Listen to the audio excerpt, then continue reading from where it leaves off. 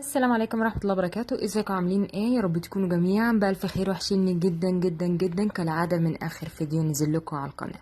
النهاردة جايبه لكم فيديو حلو جدا، جولة كده سريعة خطف كده. مش هطول عليكم.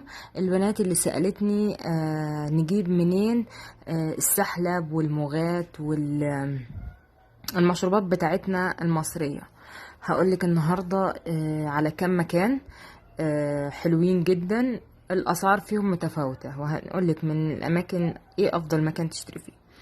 عندك هنا ده اول حاجه الركن بتاع لولو هايبر ماركت.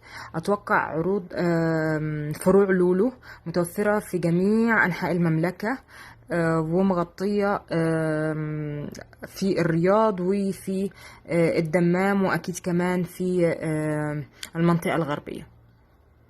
موجود السحلب والمغات والخروب، كل الحاجات دي موجودة في لولو هايبر ماركت. طبعا زي ما انتم شايفين كده، الأسعار متفاوتة، يعني زي ده كده فيه ب5 ريال الكيس الصغير ده، فيه ب7. في الأسعار هنا زي ما انتم كده شايفين متفاوتة. طيب هنجيب منين تاني؟ إذا ما فيش لولو جنب منك هتلاقي فروع نستو. فروع نستو برضو متوفر فيها. هتقولي لي طيب المكان فين؟ التلاجة اللي جنب شفتي جنب الحتة بتاعت الأجبان كده في فروع نستو أو في فروع لولو هايبر ماركت، هتلاقيها في الجهة اللي جنب الأجبان أو مقابل اللحمة، يعني الحتة دي بتكون باردة فبيحطوها فيها. ده الخروب أهو بالشكل اللي انتوا شايفينه ده كده، يا رب يكون واضح. طيب اجيب منين تاني لو انا ما عنديش لولو او هايبر؟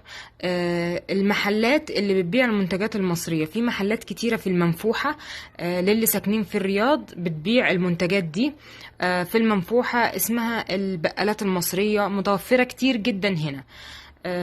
بس كده الاسعار زي ما قلت لك هتلاقيها متفاوته من مكان لمكان. الرينج بتاعها بيبدا من 5، ممكن توصل ل10 و11 و12 على حسب سعرها. انا مش بتكلم في الكيلو، انا بتكلم في الرابطه اللي زي دي كده.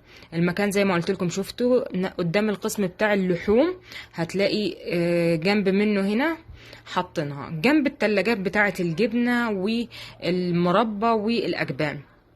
بس كده، يا رب الفيديو يكون عجبكم وقدرت اشرح لكم حاجة بسيطة جدا. من البنات اللي سألتني الاقي فين المشروبات المصرية بتاعتنا، مش لاقيينها في المملكة. لا، موجودة في المملكة. زي ما قلت لك. طبعا في المنفوحة كنت اتمنى اروح اصور، بس انا صعب اروح المنفوحة لان المكان بيبقى زحمة هناك ومشوار عليا.